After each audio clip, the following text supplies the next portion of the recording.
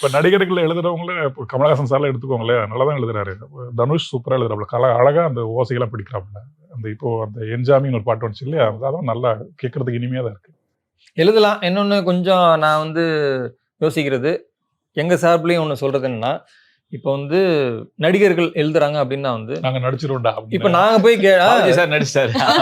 Snehan sir நடிச்சிட்டாரு. நான் என்ன சொல்றேன்னா, நடிகர்கள் எழுதுறப்போ வாலி சார் நடிச்சாரு. அதான். அவருக்கு இல்ல கெஸ்ட் அப்பியரன்ஸ். இப்ப நடிகர்கள் பாட்டு எழுதுறாங்க அப்டின்னா, ஆல்ரெடி வந்து அவங்க எழுதுனா கவனிக்கப்படுது அப்டின்ற ஒரு விஷயம் தான். அப்படிங்கிறப்போ, இதுல எழுதுறதுக்கு பாடலாசிரியர்கள் அப்டின்னா, ஒரு படத்துல வந்து ஒரு காலத்துல 6 பாட்டு இருந்தது வந்து 4, 5 அப்படியே குறைஞ்சு, இப்போ ஒரு பாட்டு வைக்கலாமா, வேணாமா அப்படின்ற நிலைமை இருக்கிறப்ப, அதற்குன்னு ஒரு துறையே இருக்காங்க பாடலாசிரியர்கள். அப்படின்றப்போ, அவங்களுக்கு வாய்ப்பு குடுக்கலாம்.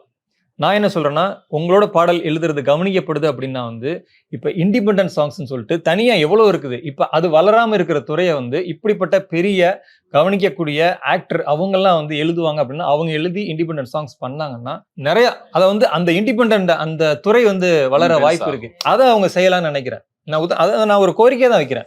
இப்போ வந்து சிவகார்த்திகேயன் எழுதுறாரு, தனுஷ் சார் எழுதுறாரு, கமல் சார் எழுதுறாங்க அப்படின்னா வந்து அவங்க ஒரு இண்டிபெண்டன்ட் சாங் எழுதுனாங்கன்னா அது எவ்வளவு பிரபலமாகும், அந்த துறையே வளரும் நான் நினைக்கிறேன்.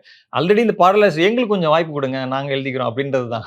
அது எல்லாருக்கும் உள்ளத ஆதங்கம் தான். வைப் வெட்டிங் சேர், சுப்ரீம் பர்னிச்சர், ட்ரூலி ஸ்டைலிஷ், எங்கேயும் எப்போதும்.